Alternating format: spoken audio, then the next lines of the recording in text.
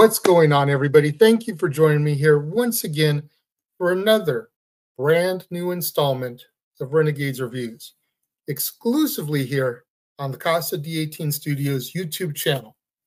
I, of course, am your host, the Renegade of Wrestling, JJ Williams, thanking you for coming back and joining me here in the theater. Now the time has arrived, the moment you all have been waiting for. I'm going to break down and review the brand new Netflix documentary on Vince McMahon. The first episode of the series is entitled Junior, and as the credits begin to roll, we see some of the players that are going to be interviewed for the documentary getting mic'd up. These individuals include, but are not limited to, Hulk Hogan, Triple H, The Undertaker, Bret Hart, Eric Bischoff, Trish Stratus, The Rock, Stone Cold Steve Austin, John Cena, Cody Rhodes, and the entirety of the McMahon family, Linda, Shane, and Stephanie. We're immediately told that beginning in 2021, over 100 hours of interviews were filmed with Vince McMahon, his family, his business associates, and some of World Wrestling Entertainment's most popular stars. And we're told that the majority of the interviews, including the ones with Vince McMahon himself, were filmed before the sexual misconduct allegations were made public. Vince tells us that he's going to give us enough information to make the documentary semi-interesting, as he really doesn't like to speak about himself. And he doesn't want anybody to truly know him. Hogan warns us that we're not going to get the whole story because he knows how promoters are, while Tony Atlas tells us that the art of professional wrestling is turning fantasy into reality. Vince says that they give us an opportunity to feel. Vince begins talking about getting his break in wrestling because of his father and growing up in a trailer park with an abusive stepfather. Linda talks about how she met Vince when he was 16 and she was only 13, and she never heard him talk about anything other than wanting to be involved in wrestling. On January 7th, 1976, Vince makes his debut as an announcer after the gentleman who was supposed to be doing the job tried to strong-arm Vincent J. McMahon for more money. They go into talking about how Vince bought the company from his father and hates the term professional wrestling. They go into the national expansion of the World Wrestling Federation, and Vince talks about wanting to get away from the old guard and Bob Backlund as the champion. He attempted to find a charismatic individual in order to represent the new guard, someone along the lines of a Dusty Rhodes. They go into the discovery of Hulk Hogan, his first run in the WWF, getting fired for doing Rocky III, going to the AWA and getting the Hulkamania ball rolling, and then bringing him back to the WWF. But they couldn't do Backlund versus Hogan because they were both baby faces. So enter the Iron Sheik to be a transitional champion to move the belt from Backlund to Hogan. Dave Meltzer says that without Hulk Hogan, Vince McMahon would probably have failed in his expansion. Vince talks about the day that his father told him that he loved him, which just happened to be the day before he passed away. They talk about cross-branding, working with David Letterman on his 3rd anniversary show and spotting Cyndi Lauper on MTV, working with Lauper and MTV to create the Brawl to End It All and the War to Settle the Score specials. This segues into Mr. T's involvement with the World Wrestling Federation. Vince talks about going on vacation with Linda and then returning and announcing what would become WrestleMania. The hype for WrestleMania leads to Mr. T and Hulk Hogan hosting Saturday Night Live. Stephanie talks about how her parents mortgaged everything that they owned in order to fund WrestleMania, and if it wasn't successful, the company would have been out of business. Meltzer says that McMahon won the war against the territories due largely to the success of the inaugural WrestleMania. Hot on the heels of WrestleMania's success, Vince McMahon began to find himself embroiled in scandals. From John Stossel suing Titan Sports, the WWF, and David Schultz, a performer with the company at the time, to Richard Belzer suing Titan Sports, Vince McMahon, and Hulk Hogan. Those cases were settled in 1987 and 1990, respectively. Now, episode 2 is entitled Heat, and it begins with the Vince McMahon Stand Back music video. I laugh every time I see it. Meltzer talks about how the industry began to change in 1984 and 1985, and the WWF was at the forefront. They discuss how Saturday night's main event came to be as a result of the success of WrestleMania.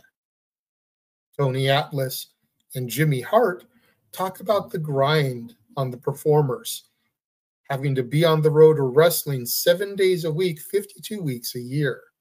And Bret Hart says that he wished that they were given more days off back in those days. Bob Costas and Meltzer talk about how if you didn't perform back then, you didn't get paid. So you took painkillers to keep pushing through, which led to addiction for a lot of wrestlers. They talk about Jesse Ventura's attempt to unionize the WWF just ahead of WrestleMania 2 and Hogan snitching him out.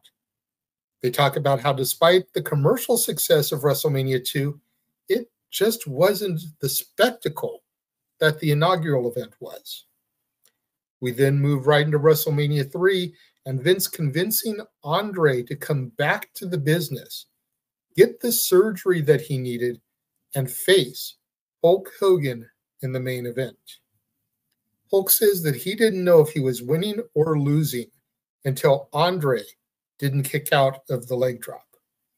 McMahon says he's still very proud of Andre Hogan, calls it the biggest attraction they ever had.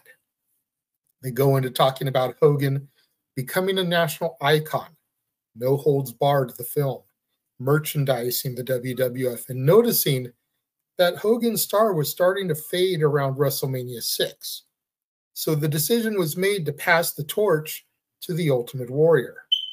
When the Warrior didn't work out the way they had hoped, they realized that they needed to move the title back to Hogan.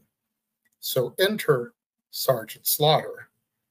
They discuss Slaughter evolving into the Iraqi sympathizer character and the O2 real repercussions due to the real-life invasion of Kuwait by Iraq, Slaughter receiving death threats, etc. However, once the title was back on Hogan, the crowd reaction wasn't exactly what they had hoped for. The audience was already getting tired of him. We then transitioned to Dr. George Zahorian and the use of anabolic steroids. President Ronald Reagan's war on drugs resulted in steroids being classified as a Class 3 substance and Zahorian's arrest. They then talk about the World Bodybuilding Federation and how it came along at the worst possible time due to the Zahorian trial and the fact that most bodybuilders use steroids. They then talk about Phil Mushnick from the New York Post, who wrote columns that seemingly targeted and exposed the trials and tribulations of the World Wrestling Federation to the world and having a vendetta towards Vince McMahon. They talk about the Jimmy Snuka situation and the accidental death of his girlfriend, the Green Boys sexual harassment scandal, which involved Pat Patterson and Terry Garvin. However, Pat ended up being proven innocent within the scandal. They show footage from the Phil Donahue talk show where they tried to expose Vince and the Rita Marie sexual assault allegations at the time. Meltzer discusses how Phil Mushnick and his unrelenting attitude toward Vince led to the indictment and the national trial against McMahon. As a result of the crowd reactions and how dire things were looking, Hulk Hogan decides to retire from the WWF. Enter Ted Turner, who was one of the first people to broadcast wrestling nationwide. Eric Bischoff talks about courting Hogan while he was on the Disney MGM Studios lot filming Trouble in Paradise, and what it took to get him on board with World Championship Wrestling. Vince talks about how it broke his heart when Hogan jumped to WCW and how Hogan was positioned as the star witness against McMahon in the national trial. In episode 3, Screwjob, we start by discussing Wendy Richter and how she didn't want to lose the WWF Women's Championship, which resulted in the original Screwjob, a 3-count that moved the belt to the mysterious Spider-Woman, who was portrayed by the fabulous Moolah. McMahon says it's business, and there isn't anything that he wouldn't do for the business. We then go back to the United States v. McMahon trial and Hulk Hogan's day in court. When the verdict comes in, it's not at all what the state wanted. Vince McMahon is acquitted. He is found not guilty. Bruce Pritchard talks about how the business struggled after the McMahon trial, all the good faith that they had lost with the fans. They talked about needing someone to fill Hulk Hogan's shoes, and they thought it could be Lex Luger, but instead it was Bret the Hitman Hart. They transitioned into the era known as the New Generation, and the pushes for wrestlers like Razor Ramon, Shawn Michaels, Bret Hart, and The Undertaker. WCW begins to sign more of the WWF's more established stars in an attempt to become more competitive, and Turner gives Bischoff 2 hours in primetime television on Monday nights in order to compete with Raw. They discuss the ruthlessness of Bischoff, from giving away results to Medusa throwing away the women's championship. They discuss the billionaire Ted skits and how Diesel and Razor Ramon were asked to participate in one, but refused, which served as a bit of a flag that they were going to be departing the company. This segues into the curtain call incident at Madison Square Garden and how taboo it was at the time. Bret Hart says that the curtain call is the moment when the business changed and kayfabe died. After a lot of pushback, Hunter Hearst Helmsley, Triple H, was punished for the incident. And this was only because Razor Ramon and Diesel had left the company and Shawn Michaels was the champion. So there was nobody else in the incident that could be made an example of. This leads to the outsiders angle within WCW, which results in a lawsuit between WWF and WCW. They then go into the turning point of the war, Hulk Hogan being exposed as the third man at the 1996 Bash at the Beach and the birth of the NWO. Cody Rhodes discusses the cool factor that WCW had as a result of the NWO invasion. With more talent leaving, Vince feels that he has to keep his star, Bret Hart. However, the deal that Bret was offered and signed ceased to be lucrative for McMahon.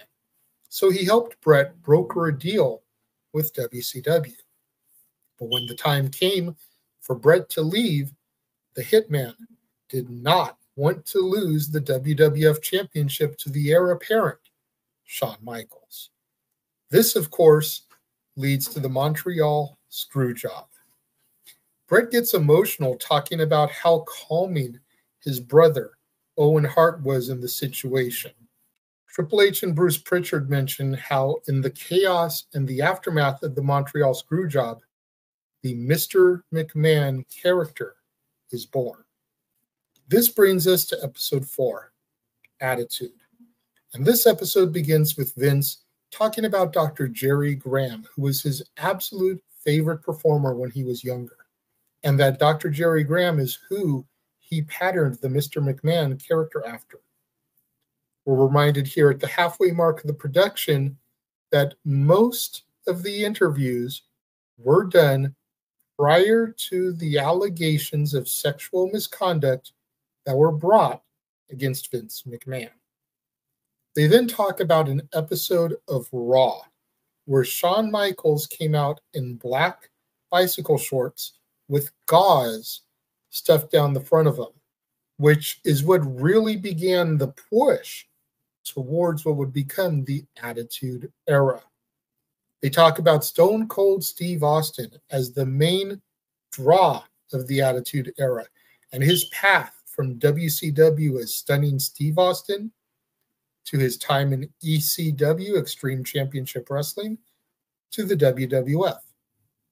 Austin talks about how he was told 2 weeks prior to the King of the Ring 96 that he was going to win as a result of Triple H's punishment from the curtain call incident, and then the birth of Austin 316.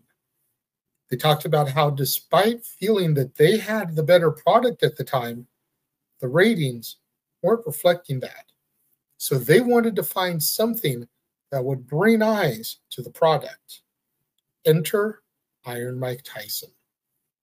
They talk about the birth of the Austin era within the WWF and how easy it was to hate the Mr. McMahon character.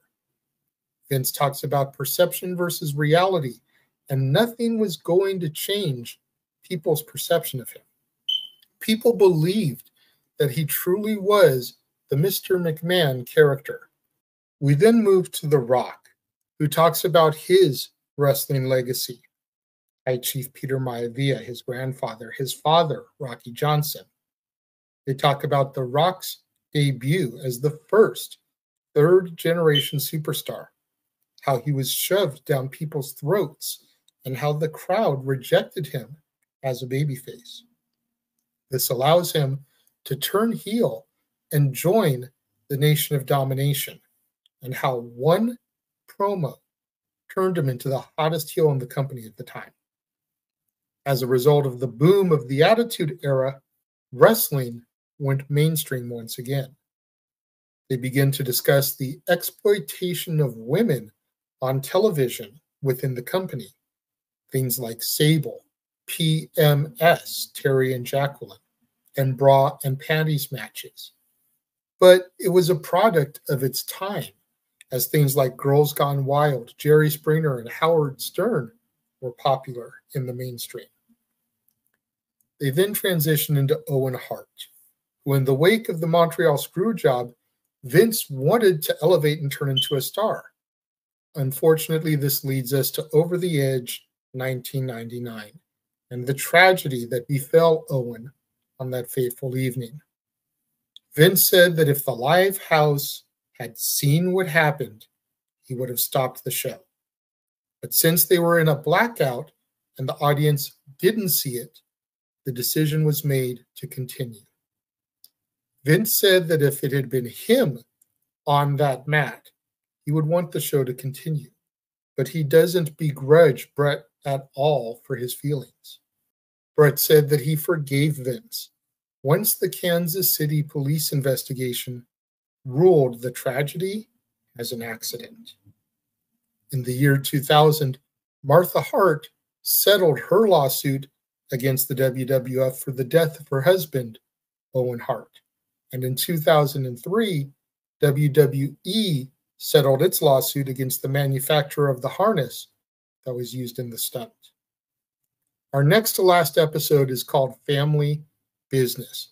And Paul Heyman says that the tragedy of Vince McMahon is that everything he's done and created was because he was rebelling against the first 12 years of his life and trying to escape the abuse that he faced by making himself untouchable and invulnerable to outside forces and being in control of his own destiny. Vince says that he doesn't like looking back, but he's not sure that he's afraid of it. Like, hey, what's back there? He just prefers to leave it in the back and move forward. Shane discusses growing up in an interesting world, being Vince McMahon's son, and how he always wanted to be in the business of the business. Stephanie then chimes in, talking about how it was larger than life and exciting to be a part of the WWF as a child.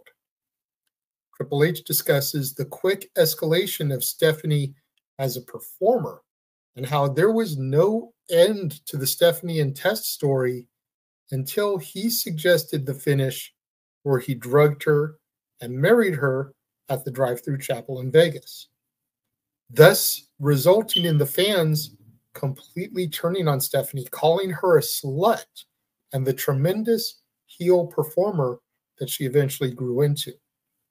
Triple H then discusses how, as a result of the storyline marriage and the birth of the McMahon-Helmsley era, he began to spend more time with Stephanie, and inevitably, they fall in love for real.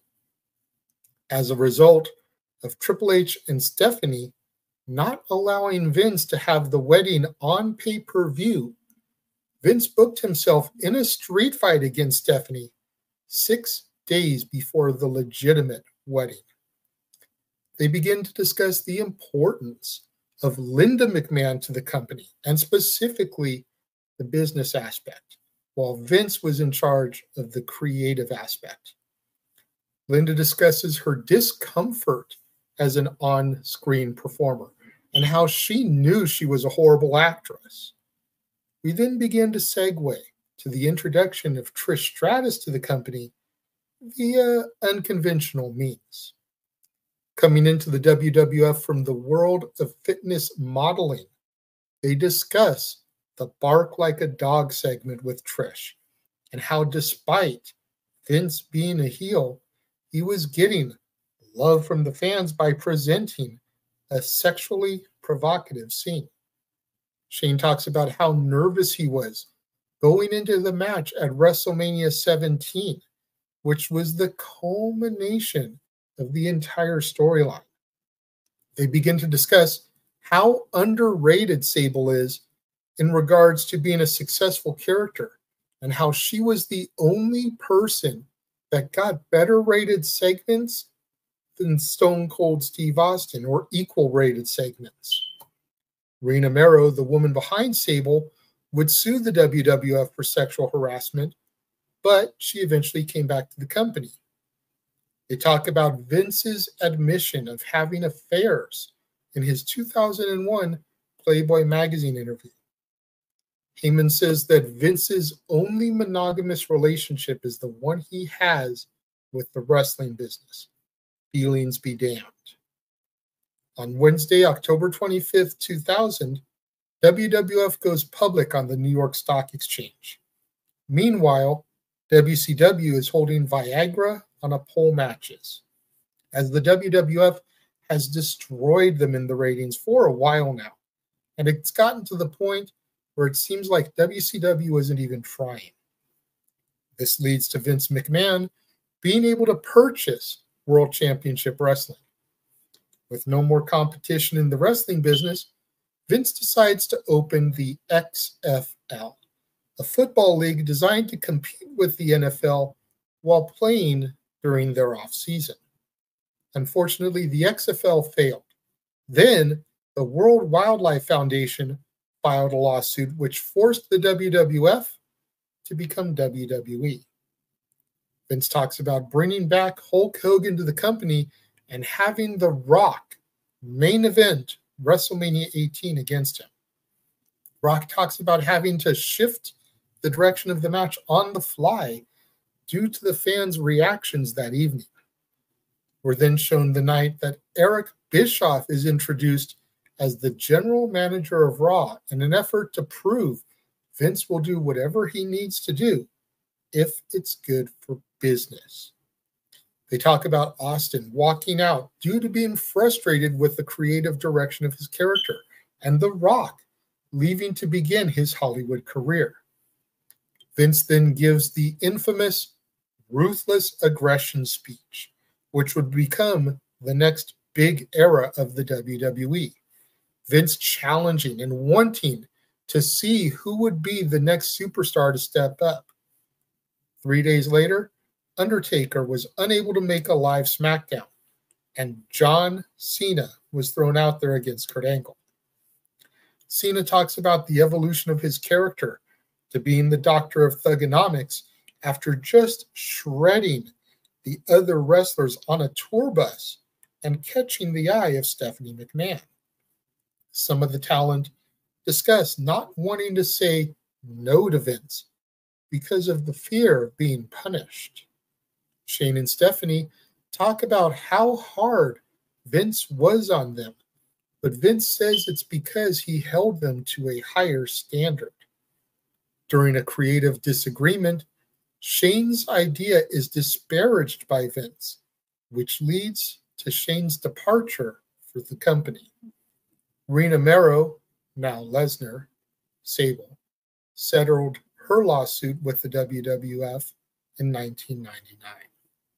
In the final episode of the documentary, appropriately titled The Finish, Vince talks about how he has two different computers in his head that work against him because sometimes it makes it difficult for him to pay attention to things.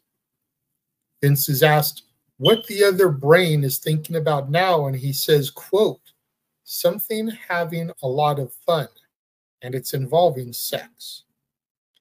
We then get our disclaimer for the final time that in January 2024, Vince McMahon resigned from WWE after allegations involving sexual misconduct, assault, and trafficking, and that the majority of the interviews featured within the documentary, including the ones with Vince, were filmed before the allegations were made public. We then begin the episode going into WrestleMania 23 and the Battle of the Billionaires, hair versus hair match. Meltzer talks about how amused he was by Trump's involvement and what a great attraction it was for the WWE. They talk about the death of Vince McMahon angle and how controversial it was, and they had to stop the storyline as a result of the Chris Benoit tragedy, double murder-suicide. They go in depth about the Benoit murder-suicide and how it rocked the company. We're then introduced to Christopher Nowinski, a Harvard graduate who performed in the WWF for 1 year before suffering a career-ending concussion. Nowinski discusses chronic traumatic encephalopathy, or CTE, and I hope I pronounced that right, which is a degenerative brain disease caused by multiple hits to the head. As CTE gets worse in time, your brain is basically rotting away, and Benoit's brain was the worst they had ever seen under examination. Austin says he doesn't believe in CTE. If you're getting that many concussions doing professional wrestling, then you're doing it wrong, he says. As a result, certain moves, including chair shots to the head, were banned. They talk about wrestlers dying young as a result of prescription drug and steroid abuse, including Mr. Perfect Kurt Hennig at 44, the British Bulldog Davey Boy Smith at 39, Eddie Guerrero at 38, and Test Andrew Martin at 33. They then go into discussing the Undertaker's streak and the match at WrestleMania 30 where his undefeated streak ended and suffered a concussion during the process of it. Vince talks about how Taker doesn't even remember the match and says that it could be the result of a concussion and it could be of the traumatic experience of Mark Calloway losing the streak. They then talk about the change to the PG era and how it was all about appealing to advertisers in order to make the most money. We then move into the 2016 return of Shane McMahon to the company. Vince talks about how he's always been proud of Shane because of the fact that Shane gives it his all. Shane says that Vince hugged him after his WrestleMania 32 match against The Undertaker, and that moment meant everything to him because it's all he ever wanted was his father's approval. Taker, Cena, and Trish all talk about how Vince is sort of a father figure to them. And Taker goes as far as to say that he would take a bullet for Vince McMahon. They mention AEW starting in 2019 and how Cody Rhodes was one of the executives that helped form the company. In June of 2022, Vince McMahon steps down from the WWE thanks to an anonymous tip that was received regarding him having an affair with a company employee, and then covering it up. After the allegations became public, Vince canceled his remaining interviews for the documentary. Over the weeks that followed, a lot more stories came out about him, some more serious than others. On July 22, 2022, Vince McMahon retires from the WWE. That evening's SmackDown begins with Stephanie. In 2022, as a part of the interviews, Hogan says that the WWE can't survive without Vince. In 2023, Vince McMahon returns to the company while Stephanie resigns as the co-CEO. This ends up leading to the eventual sale of WWE to Endeavor, who also owned the UFC, Ultimate Fighting Championship, and thus the TKO Group was created. They mentioned the $5 billion deal with Netflix that was announced on January 23rd, 2024. Pritchard talks about having seen episodes of the documentary and how he is upset with how they've portrayed Vince. He says they haven't shown his human side. And he proceeds to talk about his wife, who was diagnosed with cancer and told she had 4 years at best to live. But thanks to Vince making sure that she got the best care imaginable, she is still alive 24 years later. However, 2 days later, Vince is accused of sexual abuse and trafficking by Janelle Grant.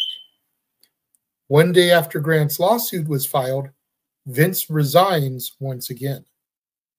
When the talent is interviewed and being asked what Vince's legacy will be, most of them can't bring themselves to answer. Tony Atlas says his legacy will be that he was the greatest promoter ever. Vince says that sometimes lines between fact and fiction are blurred. He says that Vince, or Mr. McMahon, is exaggerated, but he isn't sure which one. Vince McMahon is currently under federal criminal investigation related to the allegations of sexual misconduct and trafficking. Brock Lesnar, who was alluded to in the lawsuit, has not publicly commented on his involvement within the allegations. Janelle Grant's lawsuit has been paused while the federal investigation is being conducted. Overall, there's a lot of information here that tried and true wrestling fans already know, and very little that we didn't. I'm going to leave the scandals to the side for just a moment, since that was only really the last half hour of the last chapter. I felt the documentary is a very well put together deep dive into the life and career of Vincent Kennedy McMahon. If you're watching it for juicy details about the Janelle Grant case, you will be disappointed, as there's very little about that discussed. If you're like me and you enjoy in-depth documentaries about the subject being discussed, I think you'll enjoy this, as it's presented in such a way that will really educate newer wrestling fans about the life of the man who, for better or for worse, changed the wrestling business. A lot of people, some within my own circle of friends even, have already closed their minds to this documentary. I wanted to make sure that I did not. It was exactly what I expected it to be. Thus, I'm not disappointed in this documentary. In my opinion, it's neither a fluff piece nor a complete and utter burial. What the public has to realize is that when lawsuits such as the Janelle Grant suit are filed, details are rarely able to be discussed in depth until the actual trial or even post-trial. Hence why Janelle Grant more than likely wasn't even interviewed. I enjoyed the story presented of Vince McMahon and the way that it was presented for the masses. So, for that reason, I give this documentary, believe it or not, 5 stars. I cannot recommend this documentary enough. If you want to know everything that there is to know about Vincent Kennedy McMahon directly from his own mouth and those that know him best, you will watch this documentary, and you will watch it with an open mind and an open heart. I know it's hard. I know it's hard for a lot of people to watch this documentary objectively, because with everything going on with the Janelle Grant trial, with everything Vince McMahon has been accused of in the past, he's definitely not the most likable of characters. I understand that. I myself am a firm believer in innocent until proven guilty, not the guilty until proven innocent way that society has twisted things here in recent years. And if that makes me lose viewers and fans, so be it. I appreciate you guys riding with me for all these years. But we are promised due justice in the Constitution. We are promised to be treated fairly. So we must go through and give Vince McMahon that same courtesy. We have to treat him as if he is innocent until he gets his day in court, the evidence has been presented, and the jury of 12 peers find him guilty. And if that day doesn't come and he's found not guilty, we have to be accepting of that. That doesn't mean that you still can't dislike him, even hate him. But if he is found to be innocent of these charges, then you can no longer hold that against him. And I think that's the one thing that I want to relay the most in this documentary and my viewing of it. It's that we as a society need to get back to innocent until proven guilty, and get away from guilty until proven innocent. What did you guys think of the Vince McMahon documentary? Those of you that have watched it, let me know. Leave your thoughts in the comments below. I expect a lot of comments from you guys from this one, as I know it's going to be a very polarizing topic, and he's a very polarizing individual. I have had a personal encounter with Vince McMahon in the past, and my experience was a pleasant one. I can't speak for everybody else that's ever encountered the man, but the one time that I met him, he did no wrong by me. I've told the story before. I'll go ahead and recount it one more time very briefly. SummerSlam 2009. The very first of the 5 consecutive years that SummerSlam was out here in Los Angeles, California, the Crypto.com Arena, what used to be the Staples Center. Vince McMahon and security were roaming the street before the access portion opened, checking everything out, making sure things were set up to his liking. A bunch of us fans saw him, ran across the street, tried to call to him to come over. One of the security guards for the area, not WWE security, but one of the Staples Center, LA Live, whatever, security guards was like, he doesn't have time for you guys, go away.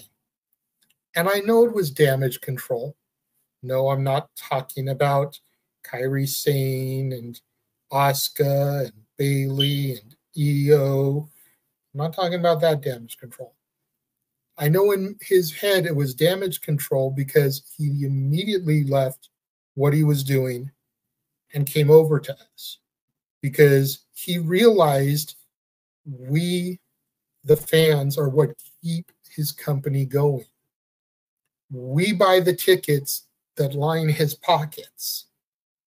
So when he heard the security guard say he doesn't have time for you, he stopped what he was doing, came over to us, shook hands, posed for pictures, signed autographs, and he couldn't have been a more pleasant guy.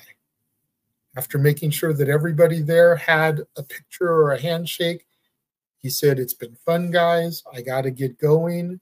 We're going to be opening here soon. Thank you guys for coming out." And he went on back about his business.